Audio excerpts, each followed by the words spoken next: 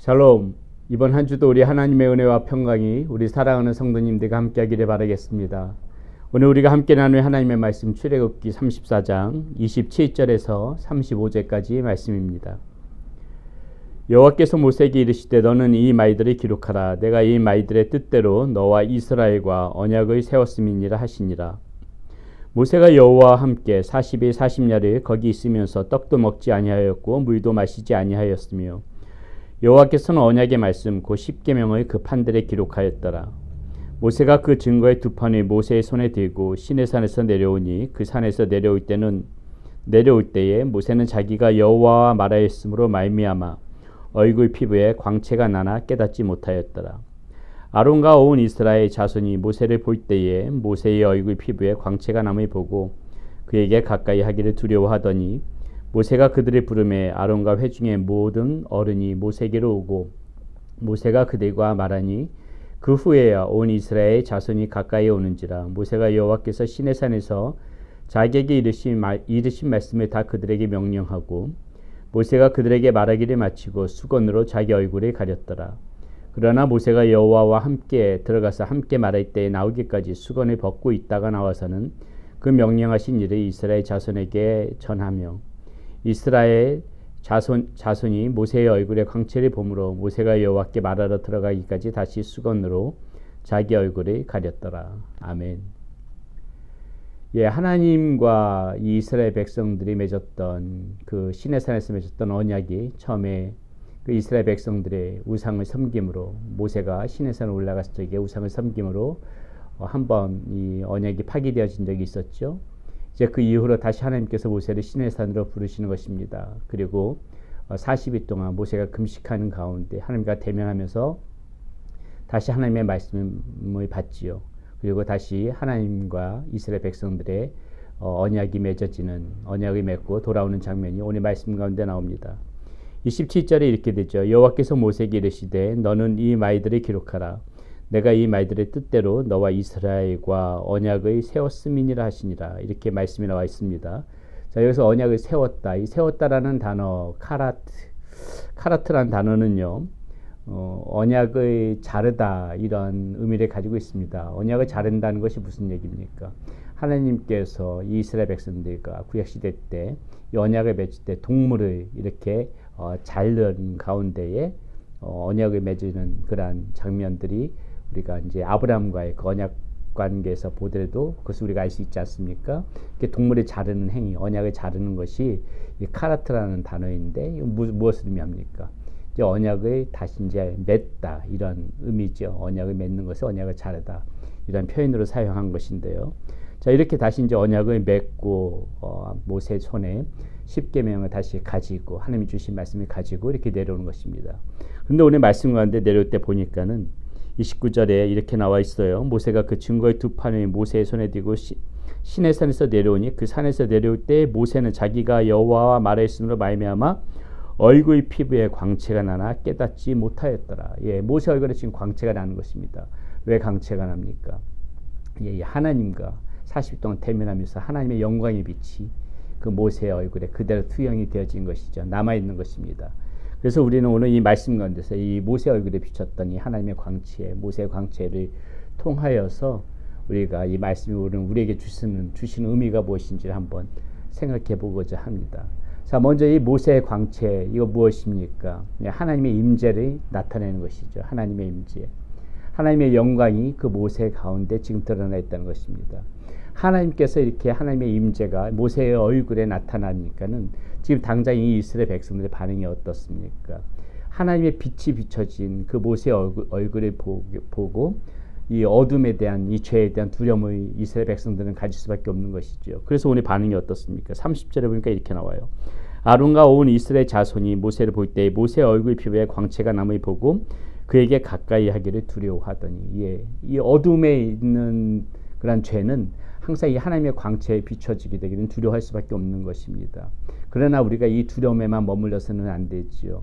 자, 오늘도 32절 보니까 모세가 그들의 부름에 아론과 회중의 모든 어른이 모세에게로 오고 모세가 그들과 말하니, 자, 모세가 이 백성들이 부르는 것입니다. 우리가 생각해 봐야 될 것이 있어요. 물론 하나님의 빛에 비추어서 우리 어둠의 죄에 대해서 두려운 마음들은 반드시 있어야 하지만은 또 하나 우리가 생각해 봐야 될 것이 무엇입니까? 가장 하나님의 영광을 드러내는 그 영광의 광채가 누구입니까? 우리 예수님 아닙니까? 근데 이 예수님이 어떠세요? 임마누엘의 하나님, 우리와 함께 하시는 하나님으로 이제는 존재하시는 거예요. 가장 하나님의 영광이 우리와 함께 하신다. 그러므로 우리가 이 하나님의 영광을 바라보면서 죄에 대하여 이 어둠에 대해 두려운 마음도 가져야 되지만은 반면에 또한 우리가 하나님의 영광의 혜택을 입은 하나님의 영광과 함께하는 사람들이라는 사실도 잊어버리서는 안 돼요.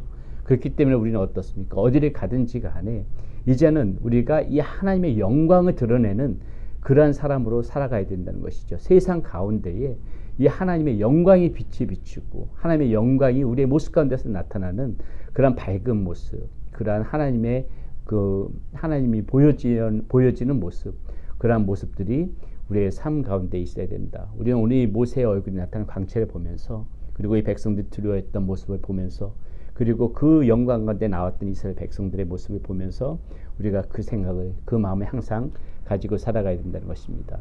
또 하나 우리가 이 모세의 이 광채에 보면서 생각해야 될 것이 무엇이냐면은 이 하나님의 영광을 드러내는 삶을 살 때에 항상 우리의 마음 가운데 겸손함이 있어야 된다는 것입니다. 하나님의 영광과 하나님의 의를 드러낸다는 것은 무엇입니까? 나 자신이 드러나면 안 되는 것이거든요. 그러니까는 내가 곧 죽고 내가 죽어야만이 하나님의 의가 드러날 수 있고 하나님의 영광이 드러날 수 있다. 나를 죽이고 하나님의 영광을 드러내 보이는 모습, 이것이 우리의 삶 가운데 있고 그것이 겸손함으로 나타나야 된다는 것이죠. 오늘 말씀 가운데 33절에 보게 되면은 모세가 자신의 그 얼굴에 나타났던 광채를 수건으로 가리는 모습이 나옵니다. 이렇게 나오죠. 모세가 그들에게 말하기를 마치고 수건으로 자기 얼굴을 가렸더라. 자, 수건으로 자기 얼굴을 가렸다는 것은 무엇입니까? 이 얼굴에 나타난 자신의 광채, 이건 자신의 광채가 아니라는 것입니다. 하나님의 광채라는 것이죠. 그것을 나타내는 것입니다. 자, 이 부분에 대해서 그 사도 바울은 고린도 후서 3장 13절에서 이렇게 얘기하는 것을 볼 수가 있습니다. 우리는 모세가 이스라엘 자손들에게 장차 없어질 것에 결국을 주목하지 못하게 하려고 수건을 그 얼굴에 쓴 것 같이 아니하노라. 자, 무엇입니까? 모세가 이스라엘 백성들에게 나와서 이 하나님의 말씀을, 이 하나님이 보여주신 이 시내산에서 있었던 그 언약의 말씀을 전해줄 때에 이 백성들이 그 하나님을 주목해야 되는데 자신의 얼굴에 나타나는 그 광채에만 주목하는 것을 보고 수건으로 가렸다는 것이죠. 결코 자신이 주목받고자 하는 것이 아닙니다. 결코 자신이 주목받는 것이 아니라, 자신이 드러나는 것이 아니라 하나님이 드러나야 되는데 이 백성들이 자꾸 자신의 얼굴에 나타난 그 광채를 보니까는 모세가 수건으로 얼굴을 가리는 것이죠. 우리가 이 하나님의 영광 가운데 하나님의 영광을 드러내는 삶을 살 때에 우리가 항상 기억해야 될 것이 이것입니다. 우리 자신은 이렇게 수건으로 가리고 하나님의 영광만 드러낼 수 있도록, 하나님의 의를 드러낼 수 있도록, 그러한 모습, 우리의 모습이 나타나지는 것이 아니라 하나님이 나타나지는 모습이 되어질 수 있도록, 그것을 우리는 항상 생각하면서 이 말씀을 좀 생각해 봐야 되겠고요. 마지막으로 우리가 이 모세의 광채에서 우리가 볼 수 있는 거, 이 하나님의 능력을 세상 가운데 우리가 나타내야 된다. 이 말씀을 우리가 또 한번 생각해 봐야 되겠습니다. 지금 모세가 이렇게 그 광채가 드러날 수 있는, 얼굴에 광채가 드러날 수 있는 것은 무엇입니까? 모세 자신이 하나님과 늘 대면하면서 하나님과 가까이 있었기 때문입니다. 하나님께서는 모세를 친구와 같이 대면하였다고 그러거든요. 그러니까 늘 하나님과 가까이 대면하였기 때문에, 하나님과 늘 옆에 있었기 때문에 이 하나님의 영광의 빛이 모세의 얼굴에 이렇게 드러난 것입니다. 그건 무엇입니까? 하나님의 능력, 하나님의 권위, 그 모든 것들이 모세한테 이렇게 투영되어졌다는 것이죠. 모세가 들고 온 그 십계명도 하나님의 말씀이고요. 늘 이렇게 주님과 동행하고 하나님과 함께 할 때 하나님의 능력이 그 모세 가운데에 나타난다는 것입니다. 우리 역시도 이 모세의 광채를 보면서 무엇을 생각해야 됩니까? 늘 하나님과 이렇게 열심히 붙어 있고 늘 하나님을 앙망하면서 마치 하나님이 모세에게 친구와 같이 대면했던 것처럼 늘 우리도 이 하나님께서 우리와 친근감을 가질 수 있도록 늘 우리가 하나님 앞에 가까이 가게 되면 하나님 우리와 이렇게 친밀한 관계를 우리가 유지할 수 있지 않겠습니까? 그리고 이 모세가 손에 쥔 이 십계명 역시도 하나님의 권위를 나타내는 것이고, 이랑 우리가 말씀을 우리의 두 손에 쥐고 늘 하나님과 가까이 함께 하게 되면은 이렇게 하나님의 능력, 하나님의 광채가 우리 가운데 나타나서 우리가 이 세상 가운데서도 하나님의 능력을 보이면서 살아갈 수가 있다는 것이죠. 우리가 오늘 이 말씀 가운데서 우리가 이 모세의 얼굴에 나타난 광채를 보면서 몇 가지 부분에 대해서 생각했는데, 우리가 항상 이 모세의 광채를 보면서 늘 이 하나님의 이 영광, 우리 주님께서 우리와 함께 하신다는 그 마음을 가지고 하나님의 우리도 영광 가운데 살아가는 그러한 사람이라는 생각을 가지고 겸손한 가운데에 능력 있는 삶을 살아가는 그러한 저와 여러분들이 되시기를 바라겠습니다. 기도하겠습니다. 하나님 감사합니다. 오늘 말씀 가운데에서 하나님이 모세 얼굴에 나타난 여호와의 영광을 바라보면서 하나님 우리가 우리 주님이 우리와 함께 하시는 하나님이시기에 우리도 영광 가운데 하나님 그런 빛이 바라며 사는 우리의 삶이 되어질 수 있기를 소원합니다. 그렇게 살아갈 때에 나는 죽이고 아버지의 오직 주님만 살아나는 하나님, 그러한 하나님의 의를 드러내는 우리의 모습이 되어지게 하여 주시고, 겸손한 가운데에 우리 주님께서 주신 능력 붙잡고 살아가는 우리의 삶이 되어질 수 있도록 인도하여 주시옵소서. 우리 주 예수 그리스도의 이름으로 감사하며 기도드렸습니다. 아멘.